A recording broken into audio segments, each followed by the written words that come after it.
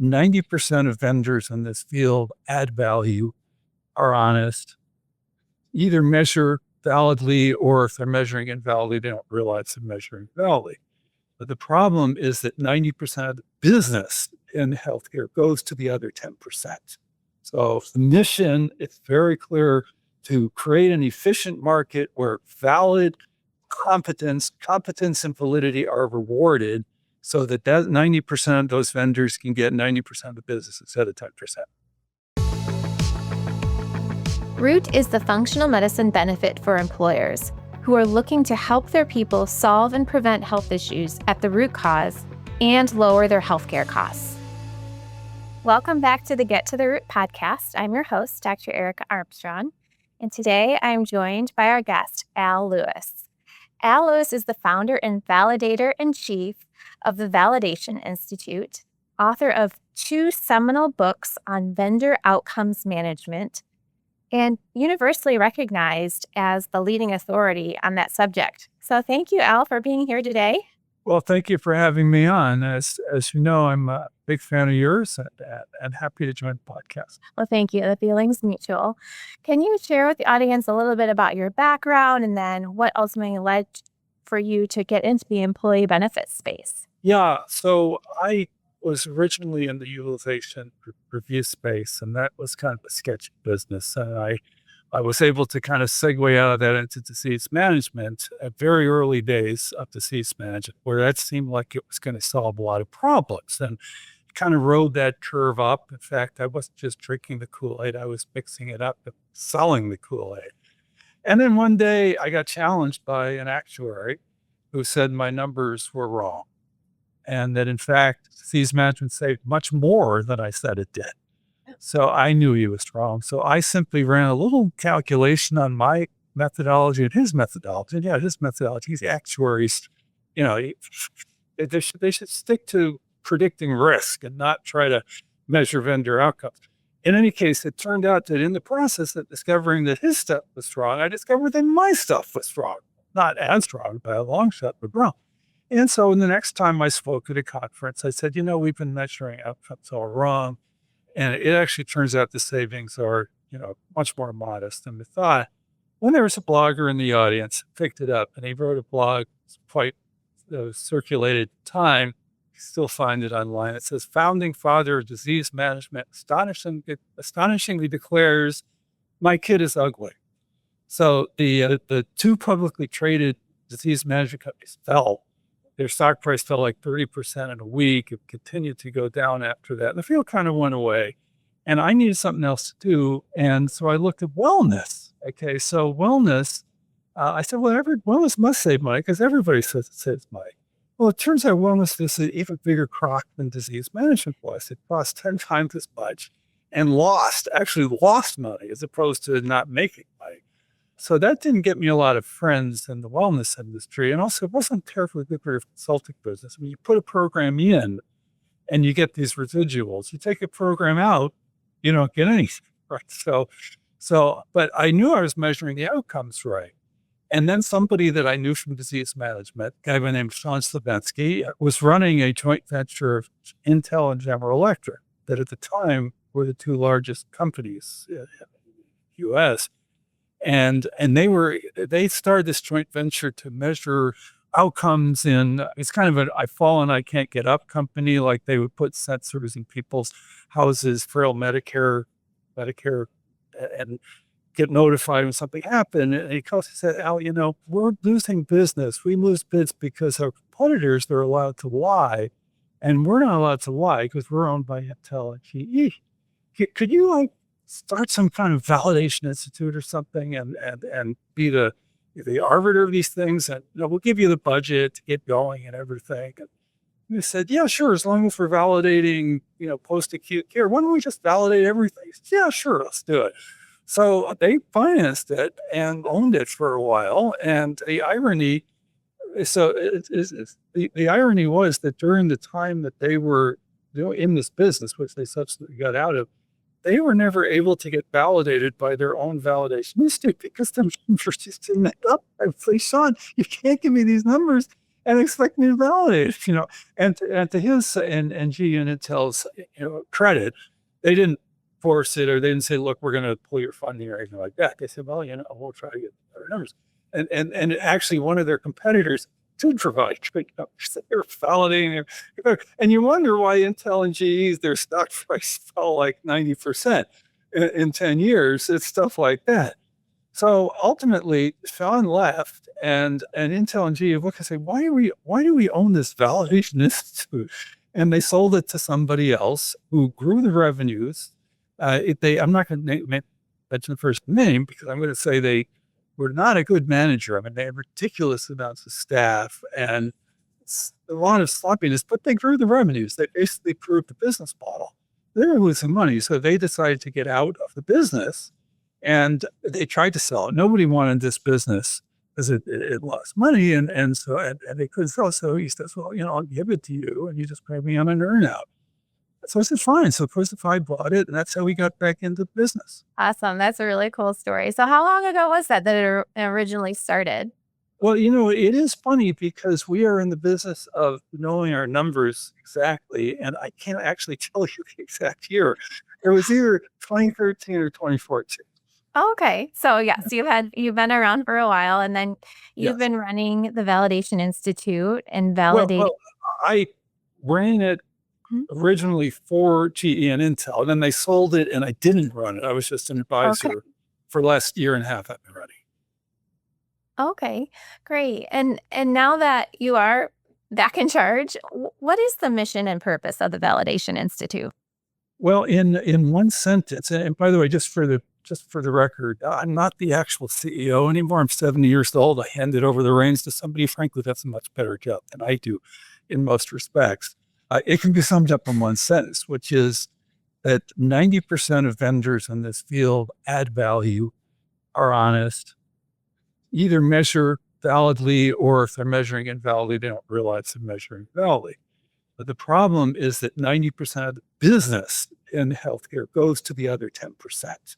So the mission, it's very clear to create an efficient market where valid competence and validity are rewarded so that 90% of those vendors can get 90% of the business instead of 10%.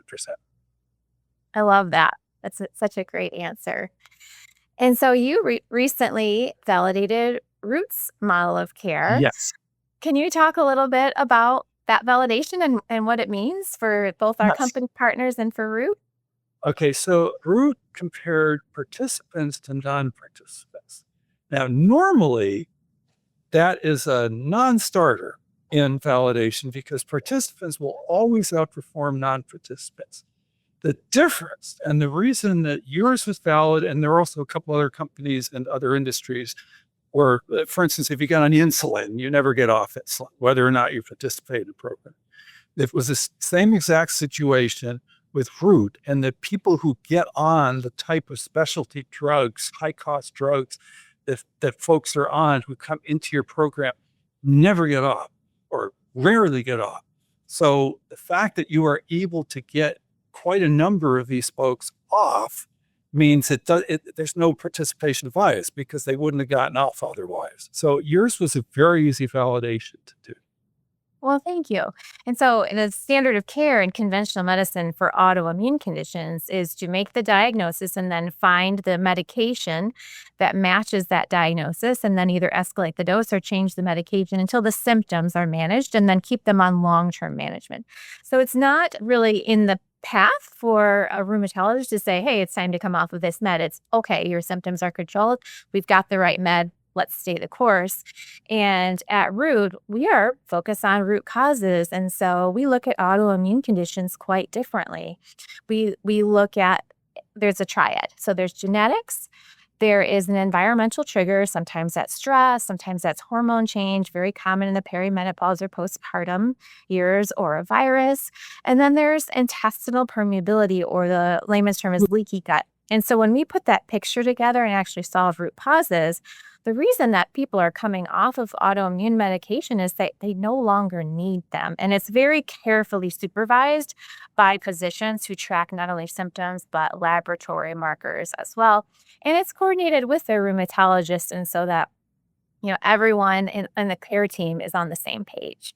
Yeah, and we don't so much look at what's inside the box that you've just described, though we do look at it. We don't judge you on that. We judge you on the fact people did come off.